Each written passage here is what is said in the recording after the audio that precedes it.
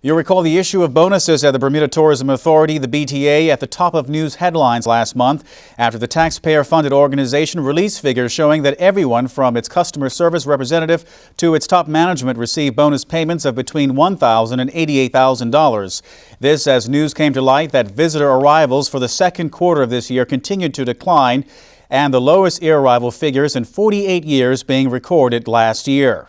ZBM News submitted a request under the new Public Access to Information Law, also known as PATI, for a detailed list of all employees receiving bonuses between early 2014 and early this year, along with the names of each employee. However, the BTA refused our request, citing opt-out clauses under the legislation, the first being Part 4, Section 30, titled Operations of Public Authorities, where it says the disclosure could reasonably be expected to have a significant adverse effect on the performance by the public authority of any of its functions relating to management, including industrial relations and management of its staff.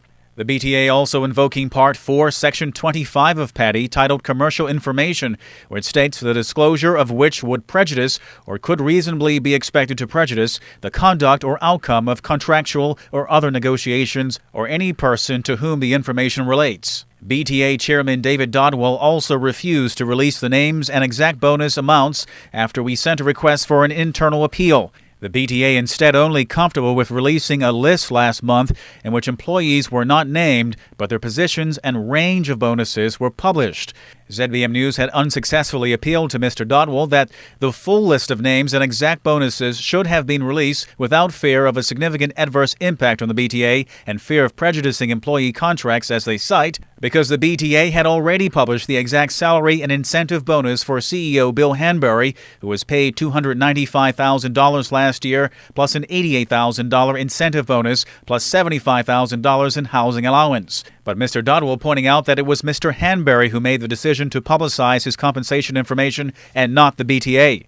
Furthermore, the BTA stating to us that they believe there has been sufficient disclosure on the matter in light of continued media coverage last month. Furthermore, the BTA denies that the additional payments to its staff are in fact bonuses, but another form of payment as described recently by Chief Operating Officer Carlo Lacey. If you're looking to be hired by the BTA, you have to be willing to come in at the middle to lower end of what you'd likely be paid elsewhere.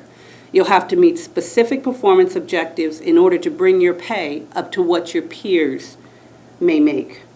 So all of our salaries have accountability measures, including the CEOs, and the bottom line is that people are earning their compensation.